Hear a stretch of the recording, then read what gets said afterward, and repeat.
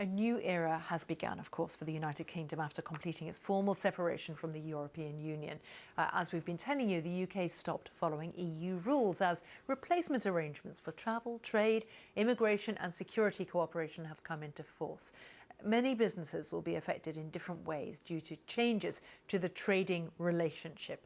Well, we can talk now to a couple of guests about how UK businesses are reacting. I'm pleased to say that with me is Irina Bragin, founder of the carpet bags fashion brand Made of Carpet, and also joining me, Aparna Hatti, the chief executive and founder of Flower App, a flower gift wrap company. Thank you both for joining us on BBC News. Irina, if I can ask you first, I think all your suppliers and manufacturers are based in the European Union, but you voted to leave. How's it looking for you?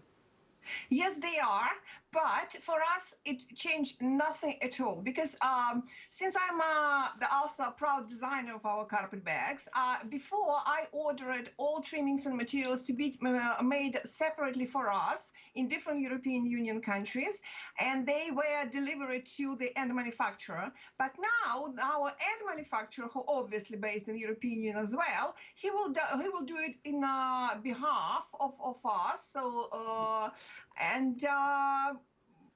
The trimmings and materials, they won't change jurisdiction, and we will get end product at British border. That's it. Nothing changed.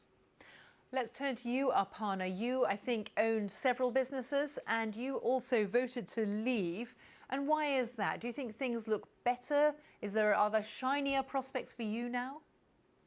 Yeah, so you're absolutely right. My first business was in events, and we did a lot, well, all our work in Europe, really. And when I voted Brexit, it was going to affect our business.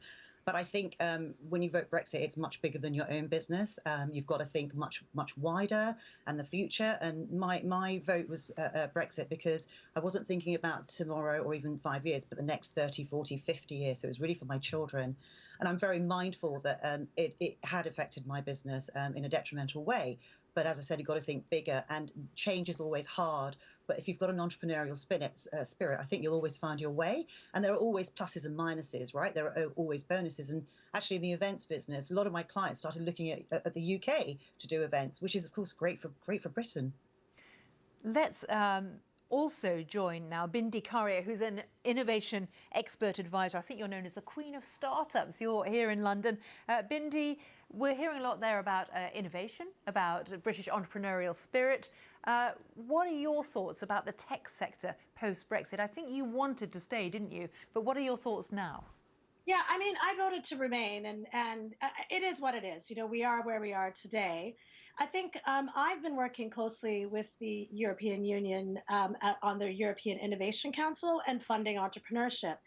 And luckily, UK has signed on as an associated country. So a lot of our innovation research will continue to be funded.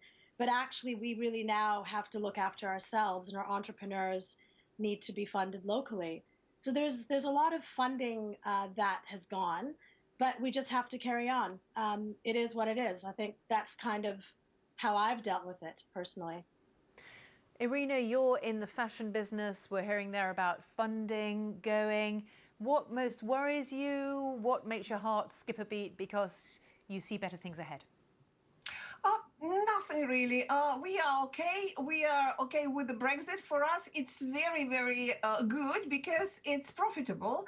Because see, as our business to customer, because we are business to customer online retailers, and this is very important because we before Brexit we paid VAT not only in UK but for our sales into European Union as well. In other words, for me to sell to America, Japan, or Saudi Arabia was 20% more profitable than to sell to Germany, France, or Poland.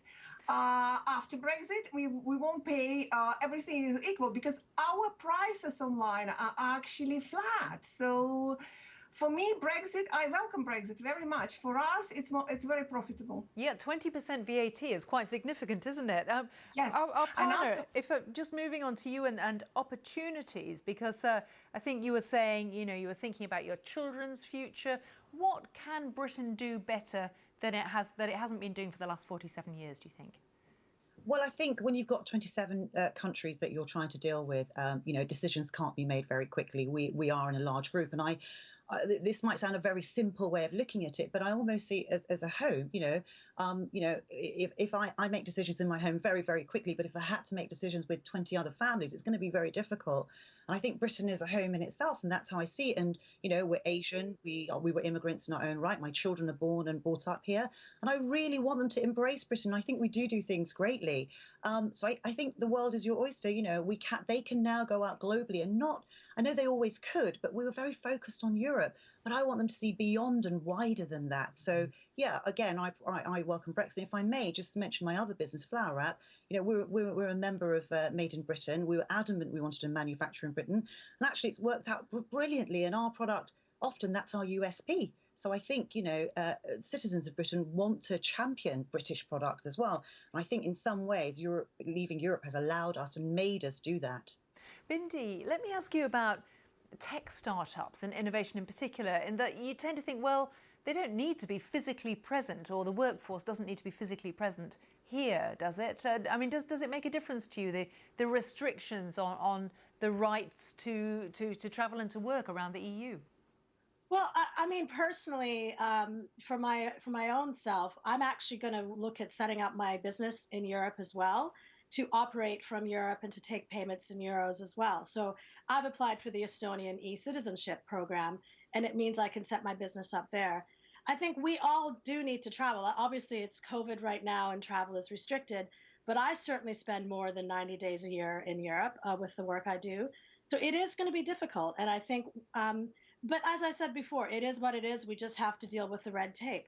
And the good news is, we all went remote very quickly. We all work remotely, and a lot of our teams are distributed. So luckily, technology enables us to do that. But from the travel perspective, it will be more difficult, yes. Have you seen companies moving staff out of London and the Southeast, for example? I have seen companies setting up in Europe. I have seen a lot of movement to Lisbon, to Paris, to Berlin. So I am seeing companies leave, but leaving a small satellite team here.